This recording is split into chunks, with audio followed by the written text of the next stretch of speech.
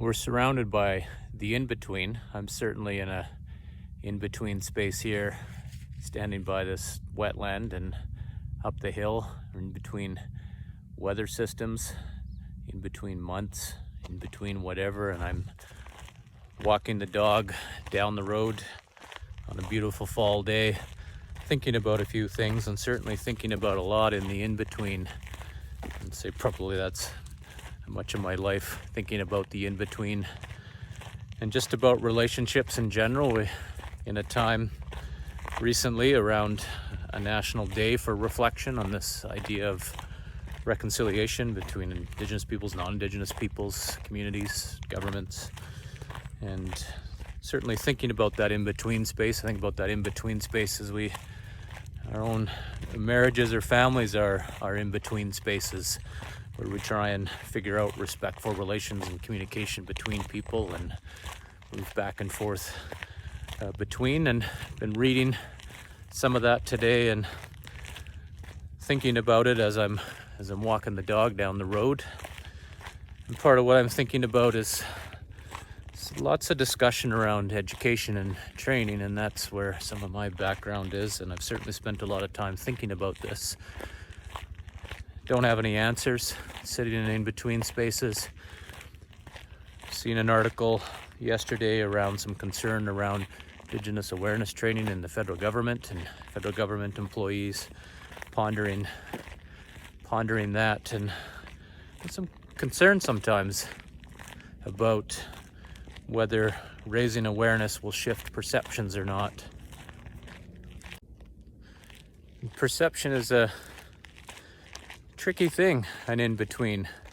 I could be walking down the road here with a dog and see a big black shape in the ditch ahead of me and think it's a bear, maybe feel some fear, get closer and realize it's a stump. How many of you have had that happen when you're out there in the wilderness or even in around your local community, or walking down the road, think it's a snake and it's a piece of rope?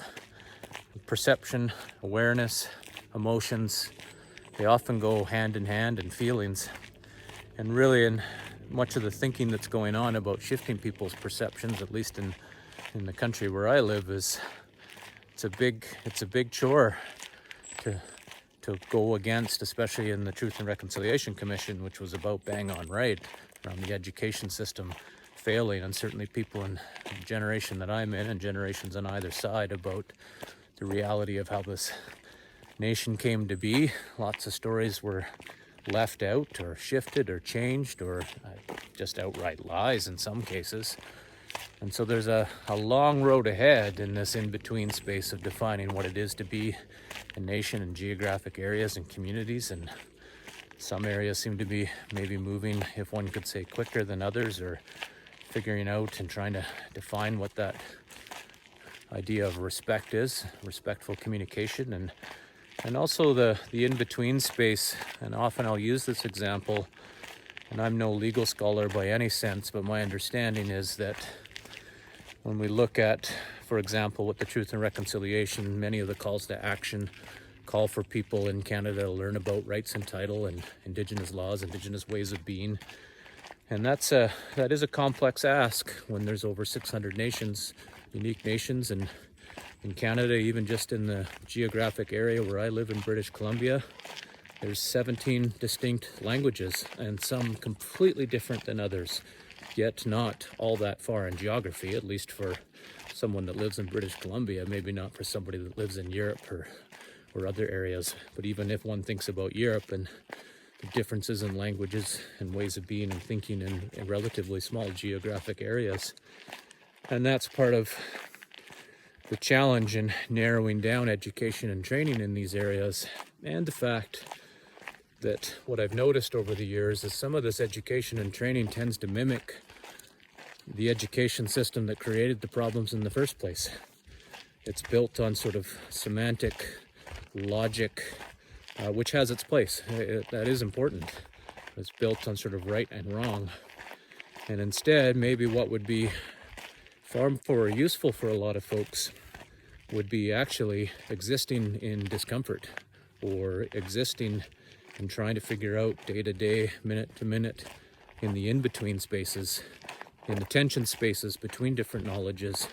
And so the example I was mentioning around Aboriginal law and Indigenous law, Aboriginal law is the components that are recognized within the Canadian legal system, largely common law, and the principles of that built on case law over the years. And Indigenous laws are specific to the Indigenous communities. And similarly, Aboriginal rights and title are built upon specific nations with specific relationships to areas of land or water, and that those are communal rights. And that is something that is not very well understood probably in the larger general populace of almost 40 million in the country, maybe some, but that is the basis of what the Truth and Reconciliation Commission was calling for, was for more folks to learn about this.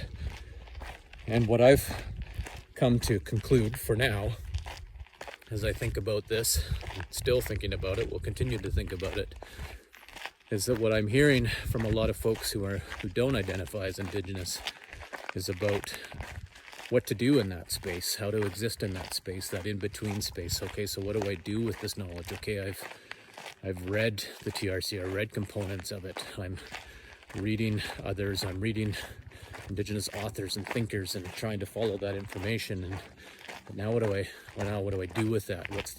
These are calls to action, and what should my action be? Because many of the calls to actions are quite specific to certain sectors or business or government or social workers or lawyers or otherwise. And there's some good work that's going on this front. But maybe there is some out there. Leave me some comments. Send me some information if there's more training out there that sits in the in-between space and is working with folks to be able to exist in that in-between space between the fact that there's this way of knowing, this knowledge system, this way of being, and their own personal way of being. And sometimes that can be complex.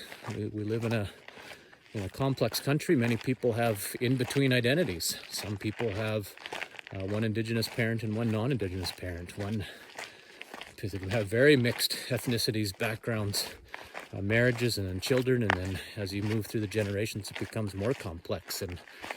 And that's really, I think, sort of the places that, rather than following an education system that largely taught us right or wrong, didn't teach. And yes, critical thinking is important. It's largely based on strength of argument, and maybe a little less strength of argument and a little bit more not knowing and existing in a good way in that not knowing. It might change tomorrow, because that is actually the reality of how life moves along. Those are some thoughts I'm thinking as I'm walking. Feel free to share some comments, preferably respectful ones. I'm interested in continuing this dialogue, and will continue to think about it on my walks and in other places.